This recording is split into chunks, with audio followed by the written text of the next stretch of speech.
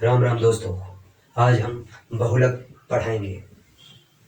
सबसे पहले बहुलक क्या होता है। बहुलक को हम पॉलीमर कहते हैं।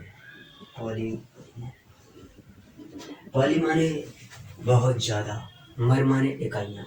ऐसी संरचना जिसमें एक से अधिक ज़्यादा इकाइयाँ जुड़ी हों उसे क्या कहते हैं, बहुलक कहते हैं। कि सामान्यतः सरल या सिंपल कई इकाइयां परस्पर संयुक्त होकर एक विशाल अणु का निर्माण करते हैं, उसे हम बहुलक कहते हैं। कैसे देखते हैं उसे?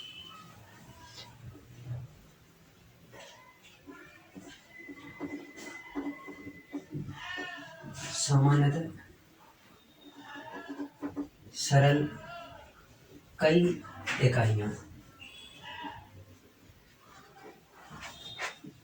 परस्पर संयुक्त होकर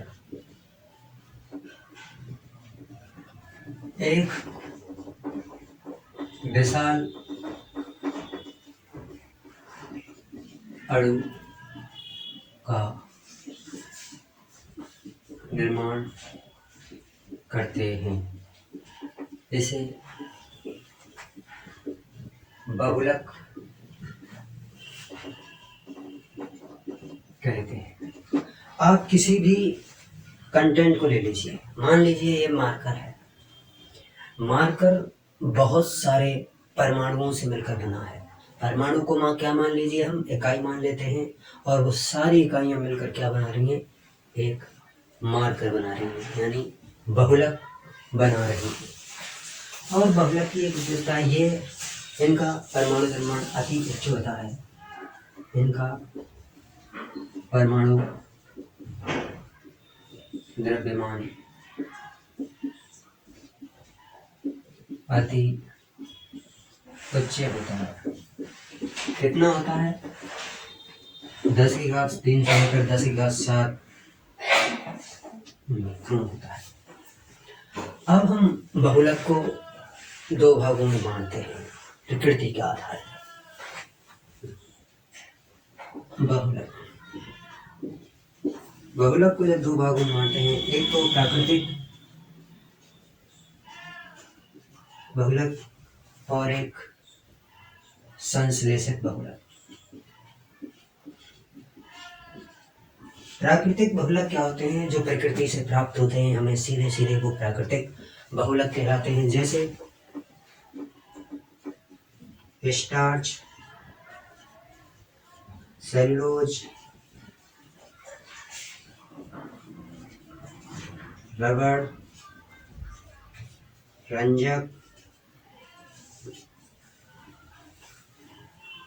जी।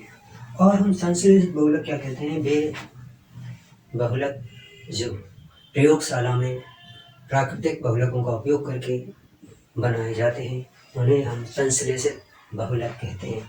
जैसे कि नायलॉन, नायलॉन 6 और कौन सा हो जाएगा, पॉलीथीन, और कौन सा हो जाएगा, डेक्रोन, बहुत सारे, और कृत्रिम रबड़।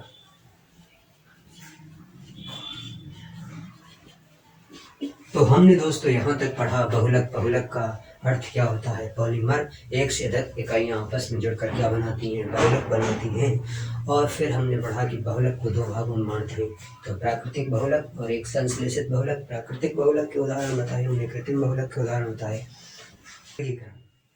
किस प्रकार के? पहला, स्रोत के आधार पर। स्रोत के आधार पर बहुलकों का वर्गीकरण 3 भागों में किया गया है। एक तो प्राकृतिक बहुलक, दूसरा संश्लेषित बहुलक, तीसरा अर्ध संश्लेषित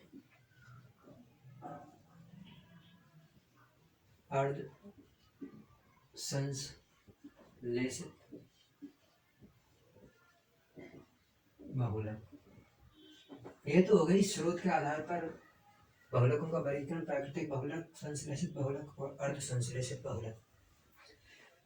दूसरा वर्गीकरण है संगठन के आधार पर। संगठन के आधार पर ये दो भागों में बांटा गया है, एक तो सहबहुलक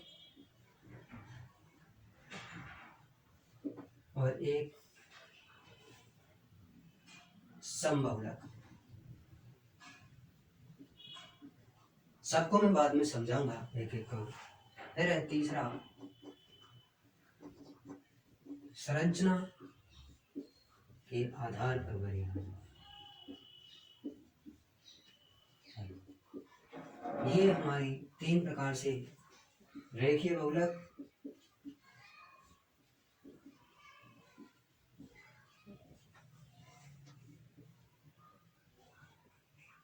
शाखीय बहुलक,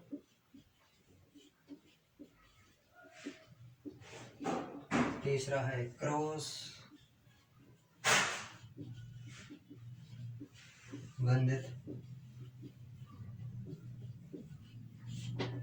बहुलक।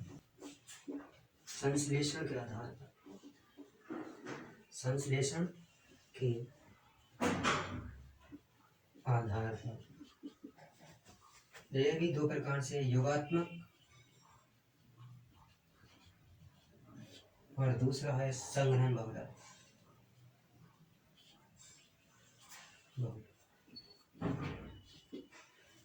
अब है 5वां आणविक बलों के आधार पर। आणविक बलों के आधार पर इसको हम 4 भागों में बांटते हैं। सबसे पहला प्रत्यास्थ, प्रत्यास्थ पहला। दूसरा बांटते हैं रेशों में, और तीसरा बांटते हैं ताप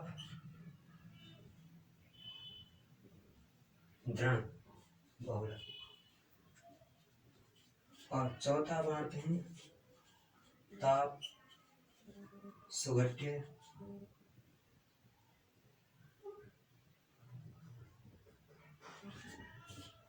बहुलक या सुनम्य कह लीजिए। तो दोस्तों, बहुलकों का वर्गीकरण 5 प्रकार से किया जाता है।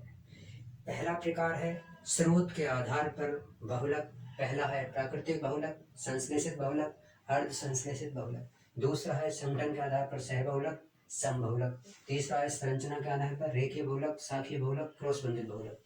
और संश्लेषण के आधार पर योगात्मक बहुलक और संघनन बहुलक। और आणविक बलों के आधार पर 4 प्रकार से, प्रत्यास्थ बहुलक, रेखीय तापदृढ़ बहुलक और ताप सुनम्य बहुलक। 5 प्रकार से इनका क्या किया जाता है, वर्गीकरण किया जाता है। अब इनको हम क्या करेंगे, एक एक कर क्या करेंगे, इनका अध्ययन कराएंगे। आगे की कहानी आगे एपिसोड में। राम राम दोस्तों।